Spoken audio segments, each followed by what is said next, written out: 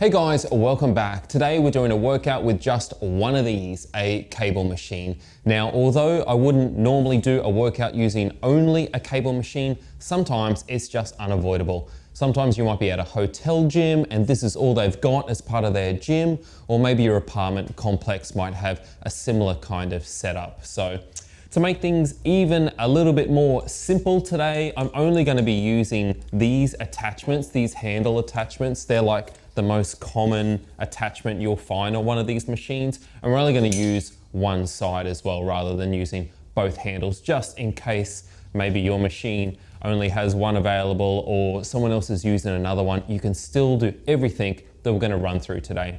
Now, with any workout, you want to keep it really balanced. So we want to do a couple of pressing exercises. We want to do a couple of pulling exercises. We also want to do a couple of lower body exercises, and of course, something for the core. So come along for the ride, guys, and let's do a cable workout using only these handles. To kick it off with today, let's start with our first pressing exercise. And let's start with a chest press. Now, you are going to want to set this around chest height. One of the most important things is the way I grab the handle. I go over the handle and I put my thumb through it. That sounds really easy, but a lot of people will just throw their fingers through it like that. By running it underneath the armpit, we get a nice angle of force on the shoulder. We're less likely to injure ourselves, basically. Next thing we're going to do is walk forward and get into a lunge position. So I've got my opposite leg forward to the hand that I'm going to be working on. This one here, I'm going to turn it up like this, so my knuckles are up, and we're going to press forward like this, as if I'm trying to push in line with my sternum. So I go from a little bit wide to almost my center line, like that. I'm keeping it the same sort of height. I'm not going up or down or anything, keeping it very in line as I do it. Now, one of the more common mistakes I see with this exercise, it's probably easier to show you from the side, is that people keep their shoulder forward. Sounds funny, it looks unnatural, but it happens a lot. What you want to make sure that you do is bring your shoulder back like this, so you open out your chest and then squeeze it in. And that way, we're working the right muscles when we do this exercise. Of course, we're going to switch sides, so you want to find a weight that's hard to do about 10 times. Let's say a range. Let's say you can do at least 8, but if you can do more than 12, you've got to move up in weight. I would do 3 sets on each arm. All right, let's move on to our first pulling exercise. For our first pulling exercise, again, we're going to have this around chest level. In fact, the setup of this is very similar to our chest press. We're still going to have the opposite leg forward to the one that we're working. However, with this one, we're going to be pulling the weight in towards our ribs like this. It's important that it's around rib level. The higher I go with this hand, the more I want to hunch this shoulder. So we want to make sure that we keep that shoulder down. It's a safer position for it. We're less likely to give ourselves an acute injury, but probably more important, a chronic injury like a shoulder impingement that can happen over time if we're always hunching our shoulders up like this. It also helps us activate those middle back muscles rather than those upper trap muscles. So if you get tightness up here or a sore neck, you definitely want to avoid that hunching. You want to keep it nice and low. Just like our chest press earlier, it's easy to end up using your arm and not move this shoulder blade much at all. What you really want to do is make sure that you open out your chest as much as possible as you do this exercise, so that you're really sharing the work between your upper back and your arms. Of course, 8 to 12 on one arm, switch it over, switch legs, 8 to 12 on the other side. Now for our first leg exercise, we're going to need both handles for this one. We're going to bring this down as low as possible. It depends, if you've got shorter handles than mine, you may want to only bring it to about knee level or something like that. Just depends on the length of your handles, but because mine are quite long, I'll go right to the bottom. I'm going to put my thumb through those handles like that. So it's like my palms are coming towards each other. And then I'm going to squat down low And I'm gonna hug this right into my chest. So my elbows are almost touching the handles like that. And from here, in our side stance position, our squat position, we'll take it down about 90 degrees, drive back up through the heels.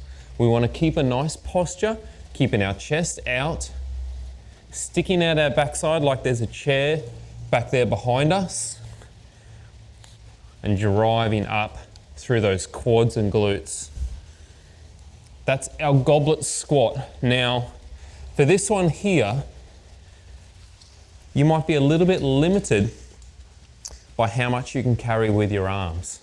So for some of you, you might be right to chuck on quite a large load and do 8 to 12 reps like we did with some of our previous upper body exercises. But if you find it hard to hold a heavy load, you may want to reduce that weight and then increase your rep range to say 15 to 20 reps. By then, you should have a good burn going through the legs and you're laughing. All right, guys, 3 sets of our goblet squats. Okay, for our next pushing exercise, we're gonna use the single handle again. I'm gonna bring it down quite low. I'm gonna grab this handle, bring it up, and swing our elbow in front. So now the cable's running back behind us. A side stance is fine for this. I'm gonna press this straight up towards the ceiling like so. Again, just like our chest press, we're starting from a little bit wide and we're coming in till we're almost above our head like that. This is a great exercise for the shoulders and the triceps. I guess where people normally go wrong with this exercise is they might start to lean a lot when they do it. You just want to make sure that you stay dead center the whole time you do it. Of course, 8 to 12 on one arm and then 8 to 12 on the other side. Okay, so for our next pulling exercise, we want to make sure that we really change the angle. So before we were working in a horizontal plane of movement, now we want to move it as much as vertical as we possibly can. And that's kind of hard to do if our cable machine's only this high. I can't really get underneath it to get a high pull. So we're moving it as high as it will possibly go. Your cable machine might be higher or lower than mine, but it's a bit of a luck of the draw. And now we're going to kneel down. So just like those other exercises, opposite leg forward, and here we're going to squeeze down as we do this exercise, like we're pulling it towards our chest. Of course, we're opening out that chest, we're pulling the shoulder back, making sure that we're working as much of that upper back as we can, rather than just relying on our arm strength like this. Great exercise, gets a little more lats involved than that horizontal row that we were doing earlier. All right, guys, let's move on to our next exercise. For our next leg exercise, we're going to do a cable pull through. Now, cable pull through looks like this. We walk away from the machine and we bow forward, keeping a nice posture, and then we squeeze our glutes to pull our hips forward and bring that cable kind of in line with our pelvis. And this is a great exercise to pair up with the squats, because the squats is a really knee dominant movement. It uses a lot of the quads to do a squat.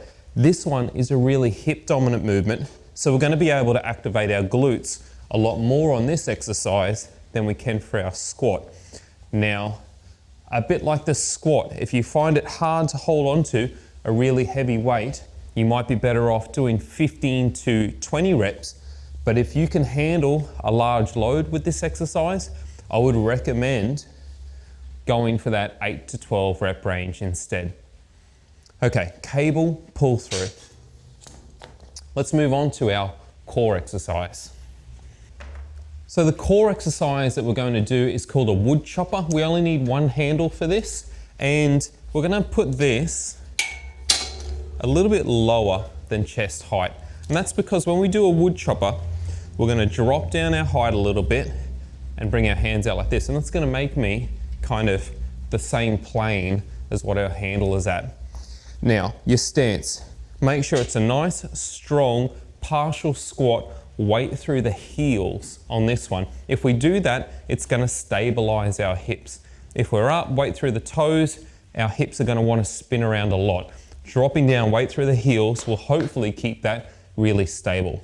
Because with this exercise, we want to turn our upper body a lot, but keep our lower body fairly still. And that means what connects the upper and lower body, the core, the abs, that will do most of the work.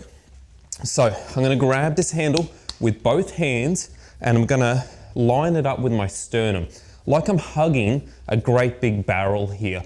And from here, it's like I shift that barrel from one side of me to the other side of me. Now, although I could pull this handle further, I stop about here because that's as far as my chest can turn. Anything else is just my arms doing the work.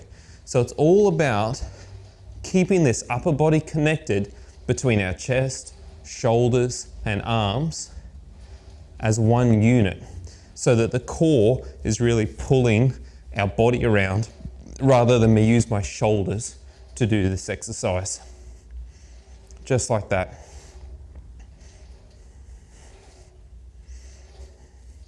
For this one here, go for a moderate weight, something that you can handle about 15 reps of. That would be a great start for the woodchoppers. Of course, you're going to do it in one direction and then you're going to flip around and do 15 in the other direction, looking for 3 rounds. All right, guys, I hope you enjoyed that cable workout. Let me know how you go in the comments below. I look forward to our next workout.